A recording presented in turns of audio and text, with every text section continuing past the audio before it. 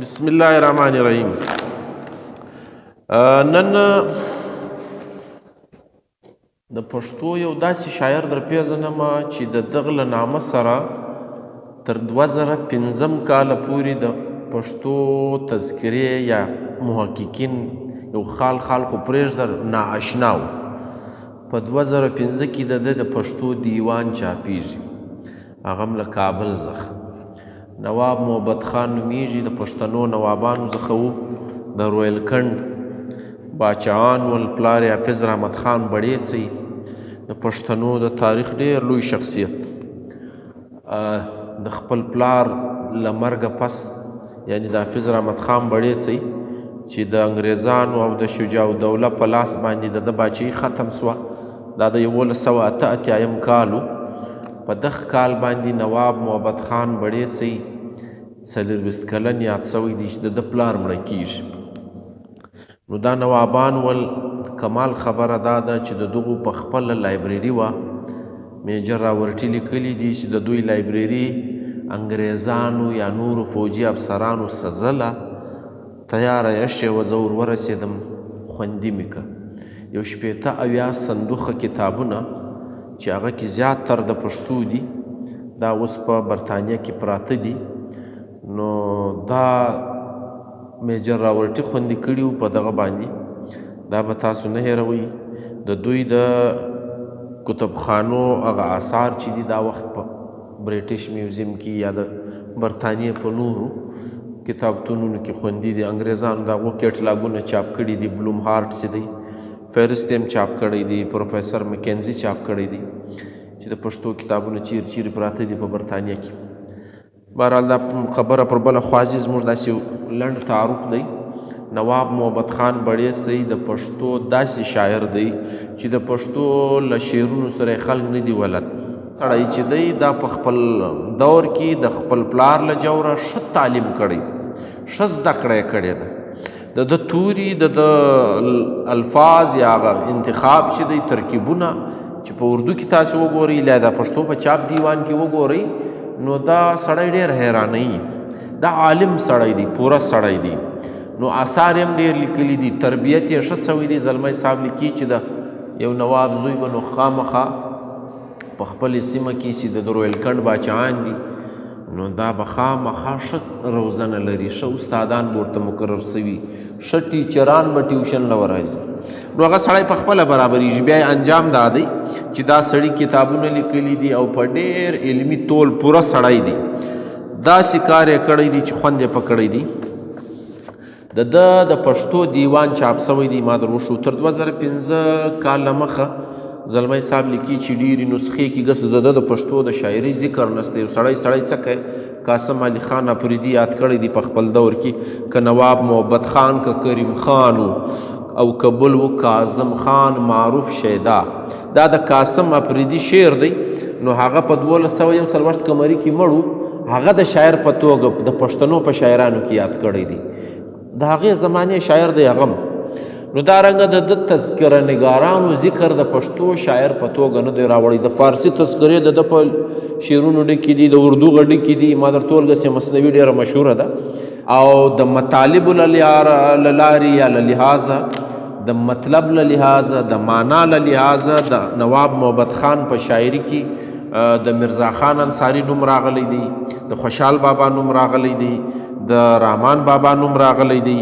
او دغه رنګه زموږ نور شاعران چې دي په هغه وخت چې د لوستي دي هغه د راوړي دي. وایي څه خو پوسه په کلام د شاعرانو چې د هر شاعر په څه رنګه مقال دی. نصیحت رنگین رامان لري په شعر کې، او مرزا له تصوف مالامال دی. د خوشحال په سفینه څه خورندي ده، له شکوې د زمانې څه پکې کال دی. محبت په انداز چې ویل کان دی، هم رامان دی، هم مرزا دی، هم خوشحال دی. ور له دغو درو متاثره دی. مرزا خان انصاري موږ ویلی استاد بهیا دي تصوف روښانای شاعر و، بلکې د پیروشان مسیح هم و. نو د هغه اثار د په شاعري باندې سته. رامان خوشحال کو نو د خپل دور په هر چا باندې اثر لري. نو د هغه ګس نوم یاد کړی دی. دی وایي دا درې خو غټ شاعران خو په دې دور کې بیا د درو سرو سړی زه یم ښه. نو ښه شاعر دی، دا یاد کړی ده. دغه رنګه د ده په دیوان کې د غزلو داسې مځکې هم شته چې خاص د رحمان بابا د مځکو په شان شعرونه یې جوړ کړي دي. رحمان بابا یو مځکه لري نو ده هم هغه رنګه شعرونه راوړي دي. نو داسې د یو فکر سړی نه دی، د خپل دور یعنی په ځواني کې به یو رنګه وي، په اوله ځواني کې به بل رنګه وي، په آخه عمر کې به بل رنګه وي، په سپینه ږیره کې به بل رنګه وي. دا شانګرد راغلي دي. زموږ دغه قدرمن شاعر چې دی دا چې کله د رویلکنډ دور چې دی د دوی باچې د دوی سیستم ګرد ختمیږي نو دی له رویلکنډ لکھنؤ ته ځي. مشهوره ښار دی، مشهوره سیمه ده، د اردو شاعرانو مرکز و هغه زمانه کې. نو دی هم هلته خپل ژوند کوي تر مرګه پورې هلته مړ دی. په 1223 قمري کال کې مړ دی چې د صفر 14 وه 1808 سره برابر دی. کمال دا سوی دی چې د دغه یو دیوان ده د پښتو دا په 1801 کې تر مرګ 7 کاله له مخه د په خپل لاس یو انګریز ته ورکړی دی د اکتوبر په اوله ورځ باندې. نو کمال دا دی چې د دې سړي په شعرونو کې 3-4 فکره لیدل کېږي. نو زموږ داسې نظر دی لکه د اقبال په شعرونو کې چې 3-4 زمانې دي. کشنیوال هغه یو رنګه ده، یورپ له لاړی بیا بل رنګه ده، بیا چې د یورپ رالی بیا بل رنګه ده، بیا چې د آخري عمر شعرونه دي دا بیا بل رنګه دي. نو دا رنګه سټیج وایز روان دی. د په شعرونو کې هم دا رنګه رنګونه ډیر دي. مینه هم پکې سته وایي اورئ چې فلک د بیلتانه په رنځ بیمار کړم، بې له وصله څه دارو دي چې د ازار کړم.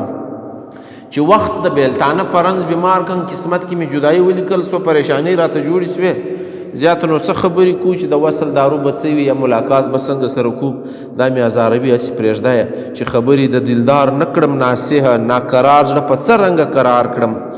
نو چې دلدار نه یادوم نو بیا به زما آرام په چشمو نصیحت والا ته وایي چې ظاهر په ملک د زړه مې جلوګر دی، یا مړون چې په طلب یې بل دیار کړم.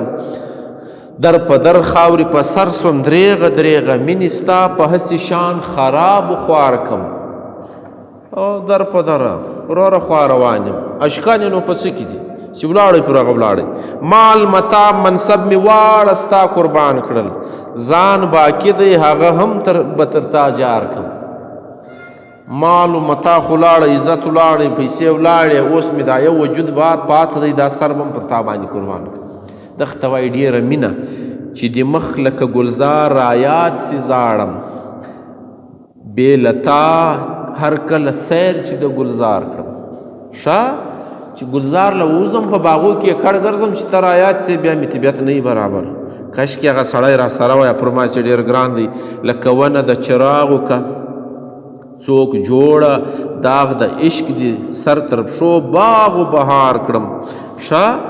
او توتی کله ګویا کېږي بې شکرو، میټو ته چې خواږه شی ورنه کېدی نه غږېږي. توتی کله ګویا کېږي بې شکرو.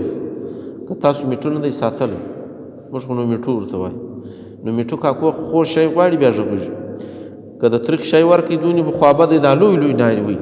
نو چې شیرین لبا نه وینم څه گفتار کړم، چې شیرین لبان دی نه وینم څه گفتار کړم، یا شیرین لبان نه وینم څه گفتار کړم. توتی کله ګویا کېږي بې شکرو، چې شیرین لبان نه وینم څه گفتار کړم. چې ښایسته سړي سوڼان نه وینم بیا ماته خبرې نه راځي. زه یو داسې طوطي یم چې شکرې مې نه لیدلې، خبرې نشي کېدلی. هم په زړه کې پسخېږم محبته، څوک همدرد نسته چې درد ورته اظهار کړم. په خپل زړه کې بس موږ چې زړه په ګرم په زړه کې تروم، دننه سره ایښېږم چاته ووایم، حال به چاته ووایم چې حال ورته ووایه خو نور تاوان درکوي.